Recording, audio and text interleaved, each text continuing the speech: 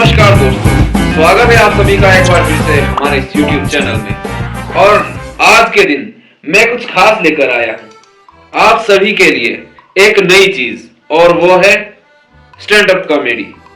Stand up comedy का आजकल वैसे तो कुछ ज्यादा ही डर है, लेकिन ऐसी कोई बात नहीं मेरे होते हुए।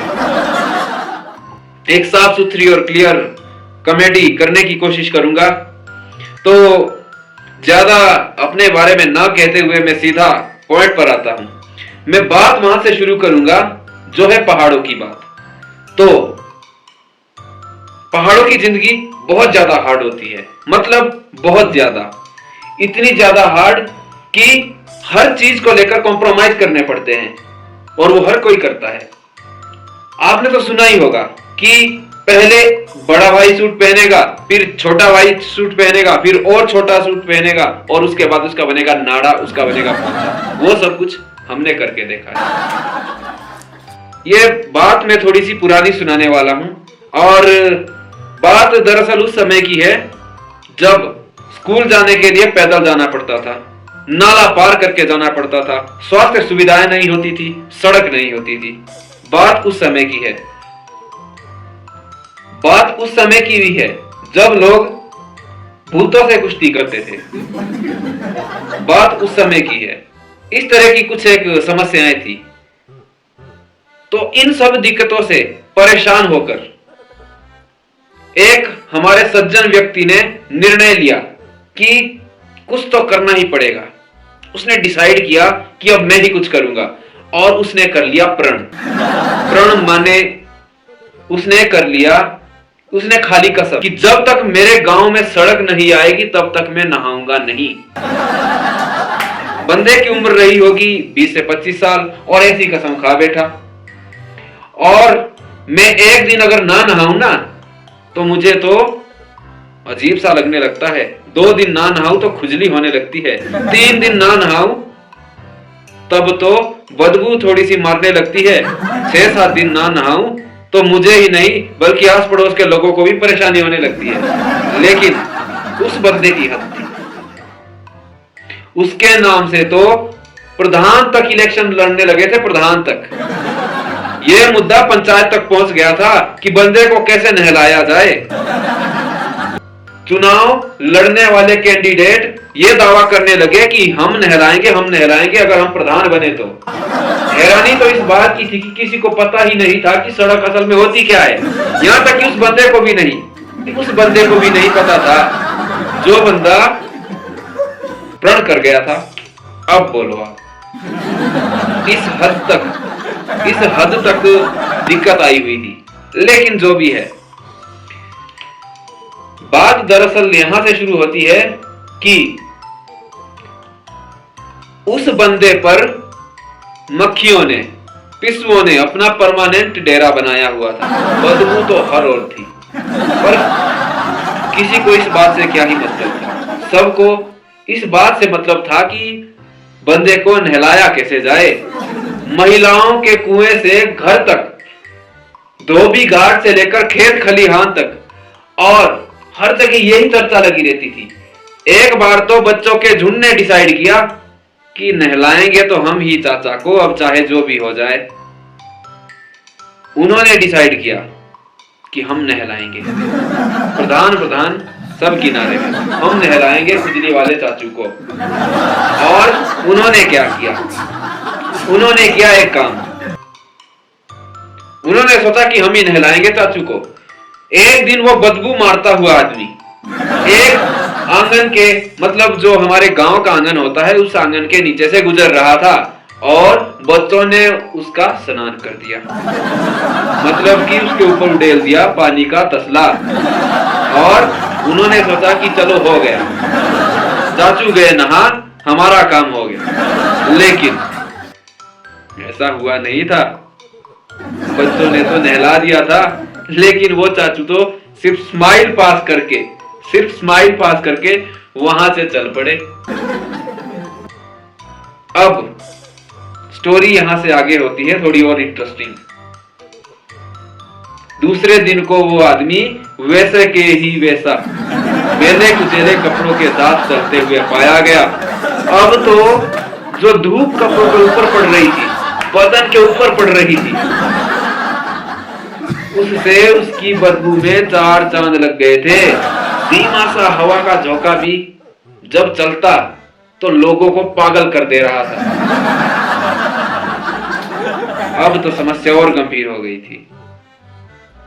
पहले तो सिर्फ 2-4 घर ही परेशान थे, लेकिन अब तो पूरा का पूरा मोहल्ला, पूरा का पूरा पंचायत और ज्यादा परेशान होने लगा, पागल होने लगा कि कुछ तो करो इस आदमी का। तो पगला कर लोगों ने पंचायत बिठा दी। चर्चा से यह निष्कर्ष निकला कि सड़क तो शहर में है, वहां से लाई जा सकती है। वहां जाने के लिए, सड़क लाने के लिए 3 लोग तैयार हुए। 3 लोग जो अपने आप को बड़ा तीस मार खा समझते थे। उनको गांव वालों ने एक एक पैसा इकट्ठा किया और भेज दिया। सैकड़ों किलोमीटर पैदल जाना था, तो साथ में खाना वगैरह भी उनको साथ में दे दिया। तो ये सब कुछ चल रहा था। तीसरा चौथा दिन रहा होगा, चल रहे थे वो, मतलब गांव से चल पड़े सड़क लाने के लिए। पता नहीं है कि सड़क होती क्या है, लेकिन चल पड़े सड़क लाने के लिए। तीसरा चौथा दिन रहा होगा, वो वहां पर चल रहे हैं, लगातार चल रहे हैं। रात को ठहरते कहीं, दिन को फिर चल पड़ते। इस प्रकार से वो एक जगह पर पहुंच गए जहां पर थी मिठाई की दुकान और उन्हें लगी थी भयंकर भूख। दोपहर का समय था, दुकान में एक बच्चा था। तभी एक बंदे को आइडिया आया, बोला कि चलो मैं खिलाता हूं तुम्हें मिठाई। बाकी ने कहा यार भूख तो बहुत लगी है, पर पैसे है ही नहीं। पैसे से सड़क भी तो खरीदनी थी ना, पैसे तो है नहीं। उसने कहा कि मैं बिना पैसे खर्च किए खिला दूंगा तुम्हें, बस तुम्हें मेरी एक बात माननी है, और वो है ये कि तुम्हें मेरी बात में हाँ मिलानी होगी। और उन्होंने कहा कि ऐसा ना कहो भैया, अगर नहीं खिला पाए तो हम तो मरी जाएंगे, गौ कसम। तभी वो बंदा गया और चुपचाप से एक लड्डू खाने लगा। और फिर खाते खाते एक और उठाने लगा। तो बच्चा हैरान। बच्चे ने कहा कि अरे ओ चाचा, पैसे कहाँ है, पैसे है या नहीं?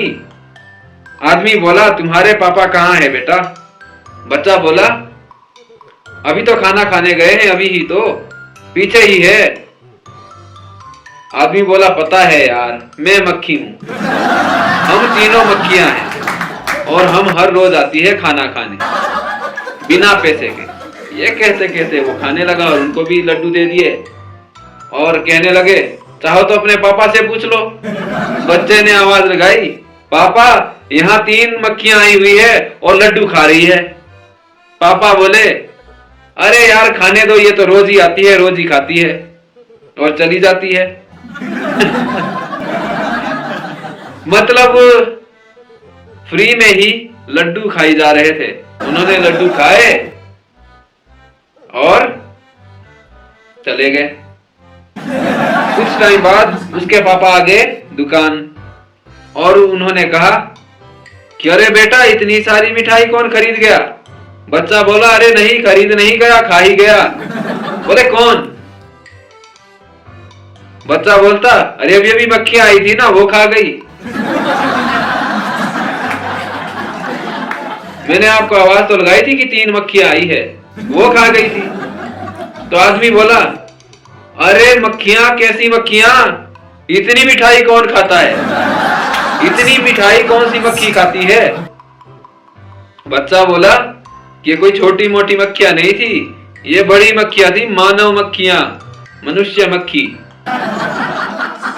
पापा ने तो सीधे सिर में हाथ मार दिए कि अरे इस बच्चे को कौन बेवकूफ बना गया भाई, पता नहीं कौन खा गया मिठाइयां, बहुत सी मिठाई खत्म है।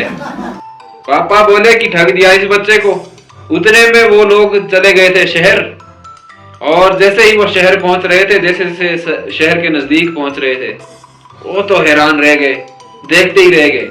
इतने सारे लोग, इतनी सारी तो हमारे बकरियां भी नहीं होती, जितने सारे यहाँ पे लोग हैं, अलग अलग प्रकार के, नई नई दुकानें सजी हुई है।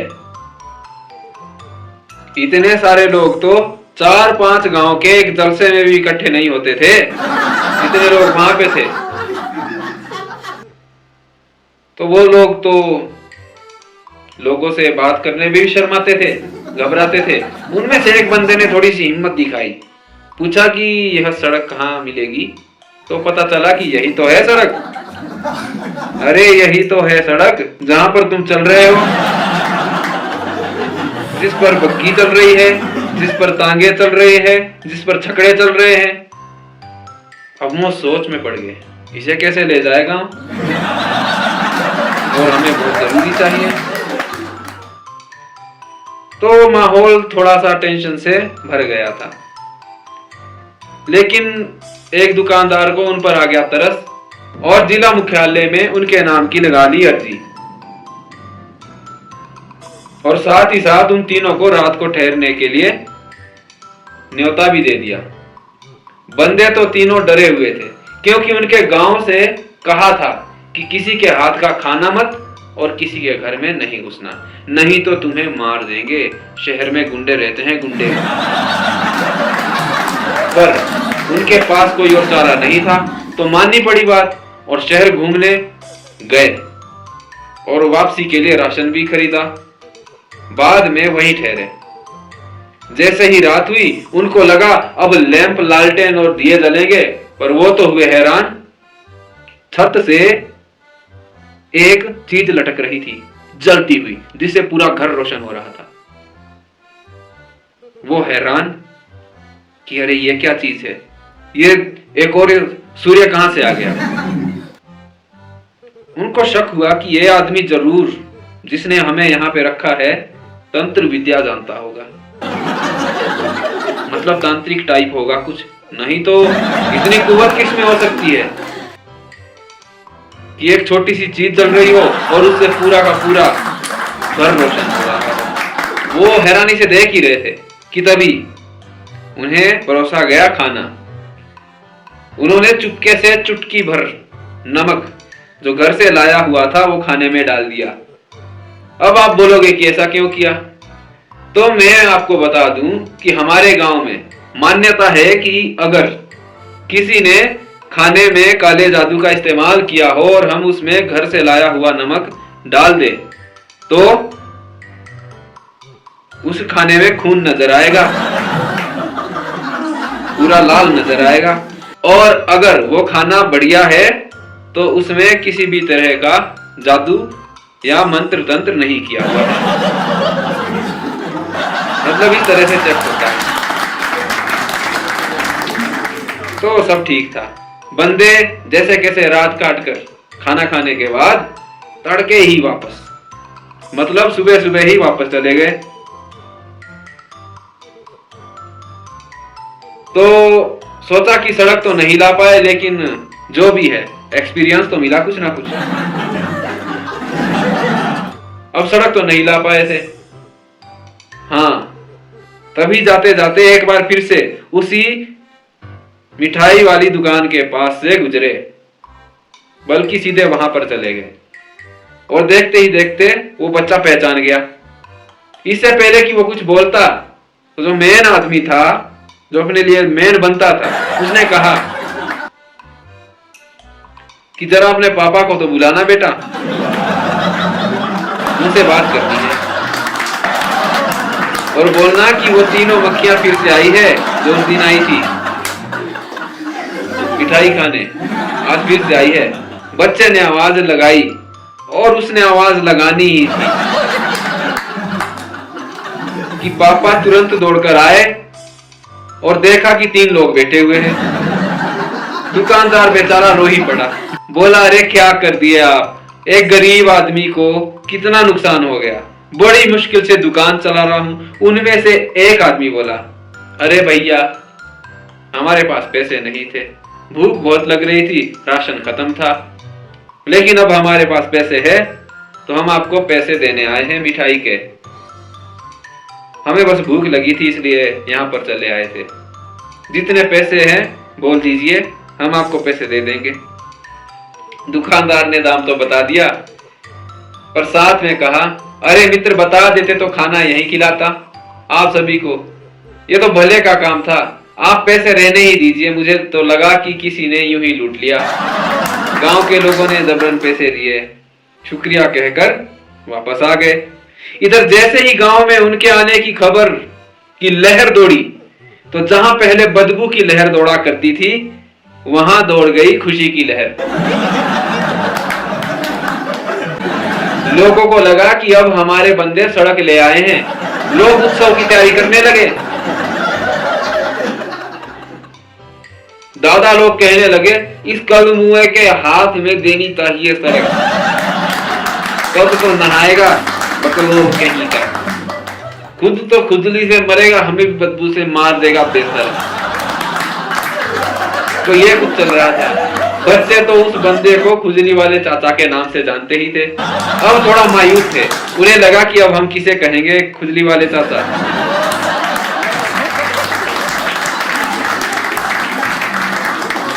आंटियों ने तो पहले ही दुपट्टा नाक में घुसेड़ दिया था, क्योंकि दूर से ही खुजली वाले चाचा को देखती थी तो बदबू उनके दिमाग में घर कर जाती थी शुरू से ही। जैसे ही पता लगा तो खुशी का माहौल था। शहर से आए मित्रों के लिए तुरंत ही फूल मालाएं बनाने के लिए ऑर्डर जारी किए गए। 4 बंदे थोड़े आगे भेजे गए और वो भी खुशी खुशी चले गए। उन्होंने क्योंकि सुना हुआ था कि सड़क लंबी होती है, खूबसूरत होती है, तो उनको लगा कि लड़की ही होगी। 2 नौजवान तो इस वजह से ही तैयार हो गए।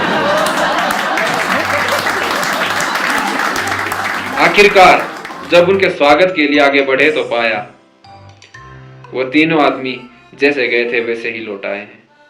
लोगों की नजरें उनके दाएं बाएं से देखकर गुजरते ही चली गई। जब कुछ ना दिखा तो थोड़ा पीछे भी देखने लगे कि शायद पीछे आई हो सड़क। नन्हे बच्चों को सबकी तलाशी में लगा दिया गया, शायद जेब में हो सड़क। उधर लोग पानी गर्म करके तैयार खड़े थे खुजली वाले चाचा के लिए। नए कपड़े तैयार किए गए थे। चाचा को घिसने के लिए घास के स्क्रबर तैयार थे। लग रहा था जैसे गांव वालों को लंबे समय की गुलामी के बाद कड़े संघर्ष की बदौलत आजादी मिलने वाली थी। संघर्ष में इतने अनगिनत नाकों के बाल और दिमाग के सेल्स जो नष्ट हो गए थे। पर बच्चों को अंकल की जेब से सड़क की जगह निराशा ही हाथ लगी। लोगों को कहीं सड़क नहीं दिखी। युवा खासे निराश दिखे जो सड़क को देखने के लिए बड़ी खुशी से आगे गए हुए थे। बच्चे अब जेबों की तलाशी छोड़कर अपने पापा के लंगोट से झूल गए और कहने लगे, पापा पापा सड़क कहाँ है। बच्चे पापा से, महिलाएं मर्दों से, आंटियां अंकल से, बूढ़िया बूढ़ों से, और ये सब उन तीनों से पूछने लगे सड़क कहाँ है। अब तो माहौल सस्पेंस वाला हो गया था, और हो भी क्यों ना। तभी उनमें से एक बोल पड़ा, अरे ऐसे कैसे आएगी सड़क। सड़क कोई खिलौना थोड़ी ही ना है। तुमको क्या लगता है क्या होती है सड़क। ए खुजली वाले, तुमको पता है सड़क क्या होती है। बड़ा आया कसम खाकर बैठने वाला। ये रास्ता, इसको 4 गुना बड़ा करो ना, तब बनती है सड़क। उसे कहते हैं सड़क। उस पर चलती है बैलगाड़ियां, हाथ गाड़ी, घोड़े और मोटर। मोटर है पता, मटर पता है, मोटर पता नहीं होगे तुम्हें। सब गांव वाले मुंह ताकते रह गए। कुछ समझ नहीं आ रहा था कि बंदे आखिर बोल क्या रहे हैं, पर एक अजीब सी मायूसी सबके मन में थी, सबके चेहरे पर थी।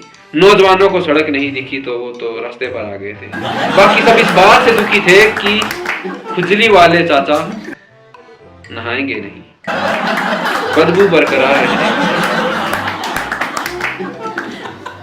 ये दुख लगातार खाए जा रहा था। तब उन तीनों में से एक ने कहा कि सड़क का काम जल्दी ही शुरू होगा, पर समय बहुत लगने वाला है।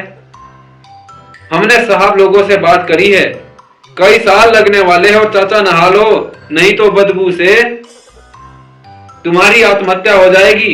लोग तो निराश थे ही, इस वजह से नहीं कि सड़क नहीं आई, बल्कि इस वजह से कि चाचा नहीं नहाएंगे। सब निराश होकर घर जा रहे थे, पर उनमें से एक निराश नहीं था, जो शहर से आया हुआ था। अब आप बोलेंगे क्यों? चलो आगे बताता हूं। वो जैसे ही शहर से गांव लौटा, उसने घर में सिर के ऊपर छत में टॉप पर बल्ब जड़ दिया। घर के सब लोग हैरान थे, अजीब नजरों से देख रहे थे कि ये क्या चीज लटक रही है, ये क्या चीज लाया है ये। उसने घर वालों को कह दिया कि अभी देखना जब रात होगी। लेकिन किसी को क्या ही पड़ी थी, सब अपने काम में बिजी थे। लेकिन सब सोच रहे थे कि रात को आखिर क्या ही हो जाएगा। धीमे धीमे शाम हुई और शाम से रात। वो हैरान था कि ये बल्ब जल क्यों नहीं रहा। वो बार बार चेक करने लगा टटोल कर, पर कुछ भी हाथ नहीं लगा। फिर फाइनली उसने सबको कहा, अरे मैं तो मजाक कर रहा था। उसने कहा, इसे बल्ब कहते हैं और ये बल्ब शहर में लोग सजावट के लिए लटकाते हैं। मन ही मन उसको कंफर्म हो गया कि पक्का वो आदमी जादू टोना जानता होगा। शहर वाले काले जादू के साए में हैं, नहीं तो बल्ब मेरे भी जल जाता। उसे पता था कि गांव के लोग बल्ब के बारे में कुछ नहीं जानते, तो इसलिए जो भी पूछते वो यही कहता कि बल्ब है, सजावट के लिए लगाया जाता है, बस इतना सा। तो आपको ज्यादा परेशान नहीं करूंगा, सीधा पॉइंट पर ले आता हूं। जब सड़क गांव से करीब 40 किलोमीटर दूर पहुंच चुकी थी, तब तक जेसीबी इजाद नहीं हुई थी। लोगों को ही गांव से सड़क बनवाने के लिए उठाया जाता था। वो डेली बेस पर काम करते थे। पहाड़ों पर सड़क बनाना खासा मुश्किल होता था। पहली बात तो यह कि लोग पैसे के लिए काम करना ही नहीं चाहते थे। उनका सारा खर्च खेतों से ही पूरा होता था। एक दो आना जहां टोटल दिहाड़ी होती थी, वहां 10-20 आने में भी लोग नहीं आ रहे थे। फिर भी धीरे धीरे सब दिहाड़ी पर आने लगे। अब वो क्यों आने लगे? क्योंकि कुछ एक चीजें तो फिर भी पैसे से खरीदनी होती है। तो सड़क बनाते टाइम अगर कहीं किसी के बहुत बड़ा और पक्का पत्थर आ जाता था तो डायनामाइट से फोड़ते थे। लेकिन गांव के लोग डायनामाइट के टेस्टी केमिकल को खाने के आदी हो गए थे। सरकार को उसमें मिलावट करनी पड़ी, तब जाकर लोग डायनामाइट को नहीं खाते थे। फिर कुछ लोग तो डायनामाइट इसलिए चुराने लगे ताकि जब उनके गांव में कोई जलसा हो, बारात प्रस्थान हो, तो डायनामाइट से खतरनाक वाला धमाका हो सके।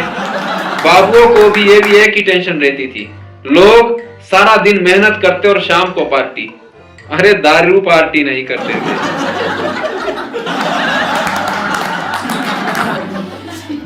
खूब नाचते गाते थे और घर को जाते थे। उस टाइम तक लोग दारू के बारे में कुछ नहीं जानते थे। सारा दिन जब काम और आराम का सिलसिला चलता, तो उस समय एक किस्सा याद आता है। सब लोग इधर उधर कुछ ढूंढ रहे थे। पूछा तो पता चला जब्बल चुरा लिया है। जो लोग नहीं जानते उन्हें बता दूं, जब्बल एक लंबा सा रोड होता है, मतलब लोहे का एक लंबा डंडा होता है, आगे से थोड़ा चपटा और नुकीला होता है, उसे जब्बल कहते हैं। तो वो गायब है। अब किया क्या जाए?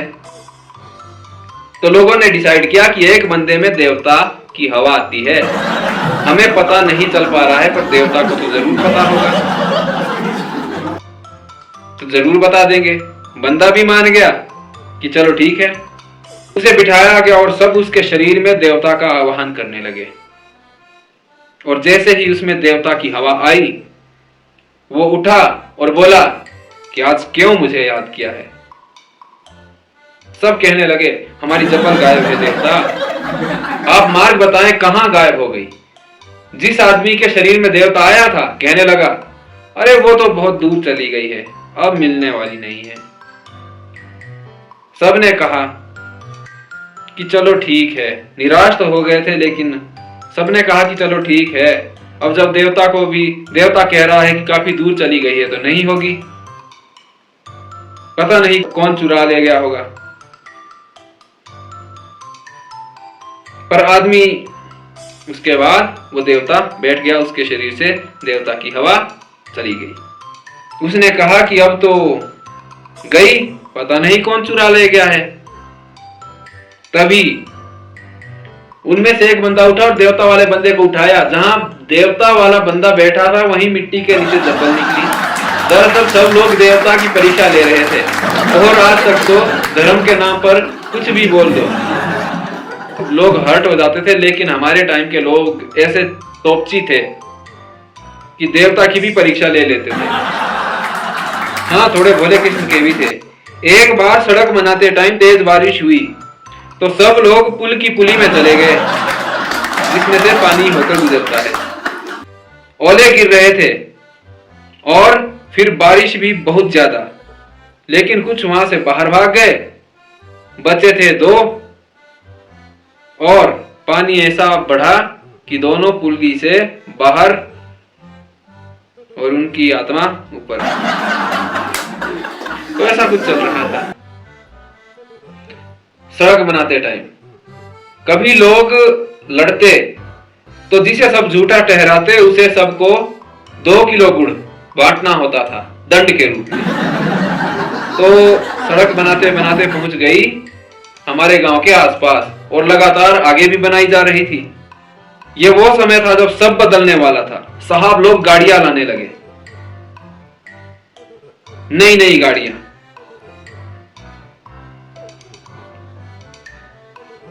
पीपी करती गाड़ी जब सड़क में सब लोगों ने देखी तो सब हैरान हुए और कंफ्यूज हुए।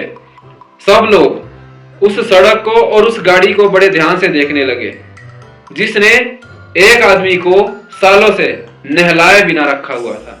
गाड़ी देखी तो कुछ महिलाएं तो यह कह रही थी कि अरे, पहले ही गाय बैलों के लिए घास लाते लाते थक जाते हैं, ऊपर से गाड़ियों के लिए कहां से खिलाने के लिए घास लाएं। पर जो भी है, गांव में खुशी का माहौल था। गांव वालों ने पूरे पंचायत को पार्टी देने का प्लान बनाया। नजदीकी बाजार से खुशबूदार साबुन लाया, जिसकी खुशबू हर कोई सुन रहा था, क्योंकि उस समय किसी ने साबुन नहीं देखा था। एक नाई भी तैयार हुआ उस आदमी की जुल्फों को काटने के लिए और शेव करने के लिए, और वो भी उसे नहलाने के बाद। एक पंडित जी भी तैयार हुए उसका शुद्धिकरण करने के लिए वेद मंत्रों से और गंगा जल से।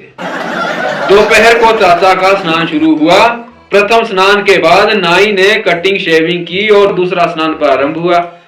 बंदे का दूसरा जन्म टार्जन से आम आदमी के रूप में होता हुआ सब साफ देख रहे थे। आखिरकार पंडित जी ने वेद मंत्रों से और गंगा जल से बंदे का शुद्धिकरण किया और चुल्लू भर गंगा जल उसे पीने को भी दिया। बदबू से दहकते खुजली वाले चाचा साबुन की महक से महक रहे थे।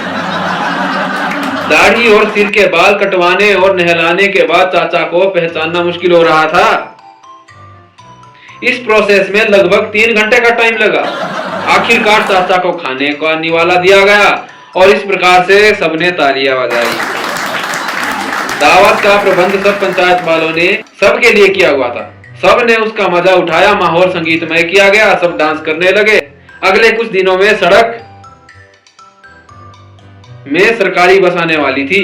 गांव वालों को पहली बार बस में मुफ्त में चढ़ने दिया, जैसे कि जियो ने शुरू में मुफ्त में डाटा दिया था। सब बहुत रोमांचित हो गए थे। सब बहुत खुश थे कि हम एक बहुत बड़े गाड़ी के ऊपर बैठ रहे हैं,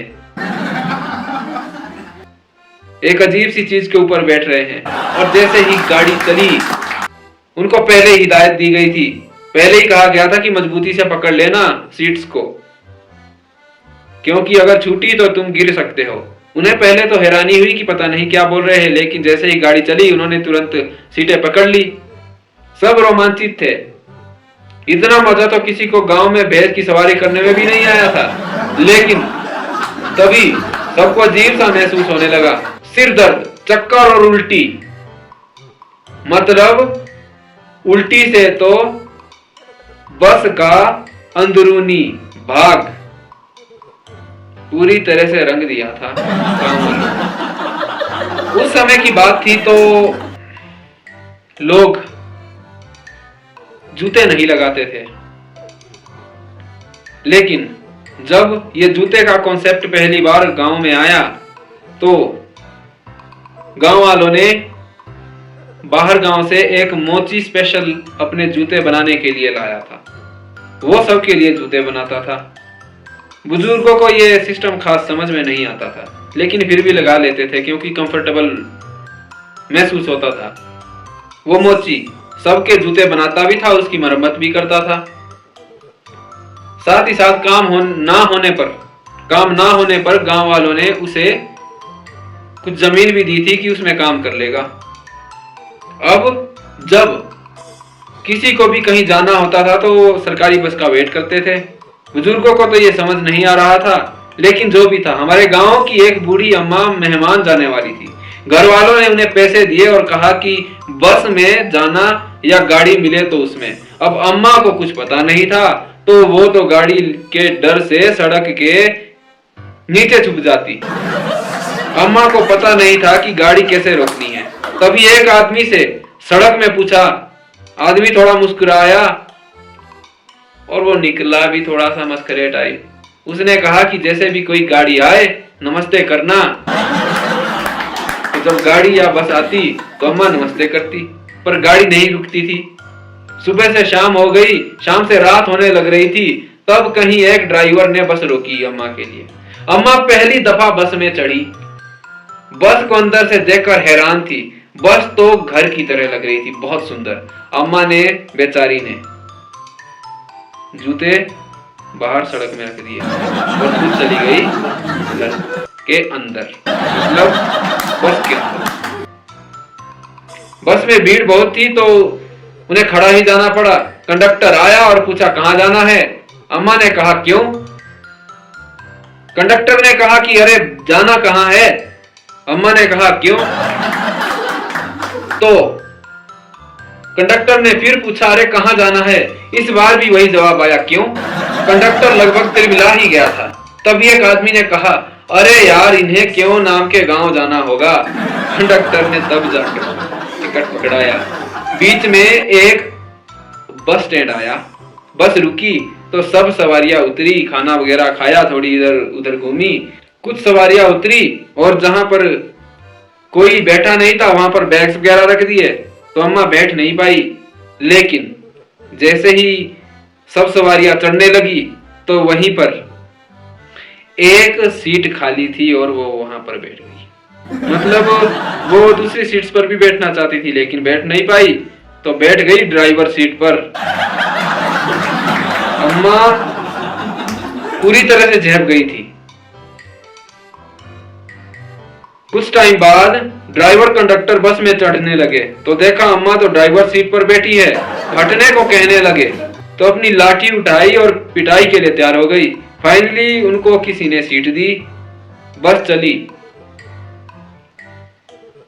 और क्यों पहुंची, मतलब जहां अम्मा को पहुंचना था। दरवाजा खोला तो अम्मा उतरे ही ना।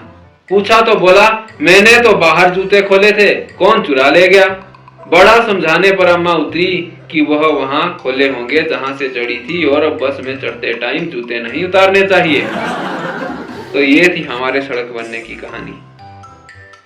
उम्मीद है कि आपको पसंद आई होगी, एंजॉय किया होगा, और अगर एंजॉय किया है तो जरूर आप लाइक भी करेंगे। इस प्रकार से इस कहानी का अंत होता है। फिर आपसे मिलेंगे फिर एक और नए कार्यक्रम, एक और नए क्रम के साथ। तब तक के लिए शुक्रिया, थैंक यू।